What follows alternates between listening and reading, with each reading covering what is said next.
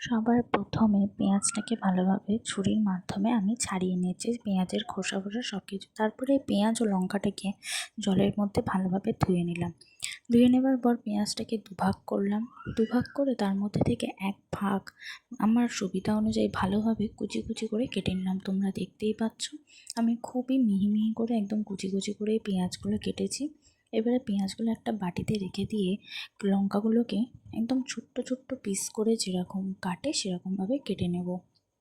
তোমরা দেখতেই পাচ্ছ একদম ছোট্ট ছোট্ট করে পিস করে কাটছি লঙ্কাগুলোতে, যাতে ভালোভাবে পেঁয়াজের সাথে মিশে যায়।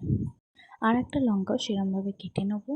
কেটে নিয়ে তার মধ্যে নুন দেব 2 চামচের মতো নুন দেবো। তোমরা চাইলে পরিমাণ মতো দেবো। তারপরে দিয়েছি ভাজা মশলা বা গরম মশলা, আর এটা হচ্ছে গোটা জিরে বাটা। তারপরে ওটাকে ভালোভাবে ভালোভাবে একটুখানি মাখিয়ে নিয়ে তার মধ্যে একটা সেদ্ধ আলু আমি আগে থেকে সেদ্ধ করে রেখেছিলাম, সেই সেদ্ধ আলুটা ভালোভাবে মিশিয়ে নিতে হবে। মানে বলতে পারো খুবই ভালোভাবে মিশিয়ে নিয়ে তারপরে এই ছানাটা কেটে গেছিলো দুধের, সেই ছানাটা ভালোভাবে ওতে দিয়ে, কারণ দুধের ছানা কেটে গেছে তো ওটা দিয়ে আর কি করা যাবে, তার জন্য আমি এটা বানিয়ে ফেলেছি তোমাদের সবার জন্য। এই রেসিপি তোমরা বাইরে কোথাও পাবে না। তারপরে আমি এদিকে আমি আগে থেকে একটা ময়দা মাখিয়ে রেখে দিয়েছিলাম, ওটা দিয়ে ভালোভাবে রুটিটা বানিয়ে নিয়েছি। গোল করে পুরো বড় রুটিটা বানিয়ে নিয়েছি। ওটাকে 4 ভাগ করে নিলাম। 4 ভাগ করে নেওয়ার পর তার মধ্যে থেকে 1 ভাগ নিয়ে যেই পুরটা আমরা বানিয়েছিলাম সেই পুরটা ভালোভাবে ওতে দিয়ে দেবো। মিনিমাম যতটুকু ধরে আর কি ততটুকু ওতে দিয়ে দেওয়া হবে। এবারে তোমরা দেখতেই পাচ্ছ মিক্সটা ভালোভাবে মুড়ে দেবে, যাতে ওটা বেরিয়ে না যায়।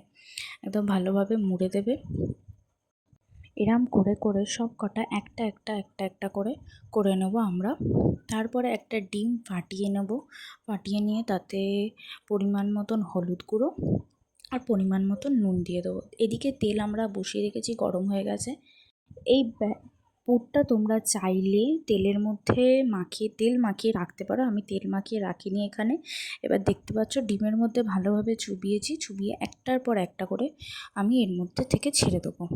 তোমরা চাইলে এই ব্যাটারটা যে পুরটা বানিয়েছো ওর মধ্যে সাদা তেল বা প্লেটের মধ্যে সাদা তেল মাখিয়ে রেখে দিতে পারো, নইলে আটকে যাবে না। আমারটা আটকে গেছিলো, তার জন্য বলছি সাদা তেল মাখিয়ে তোমরা রেখে দিতে পারো।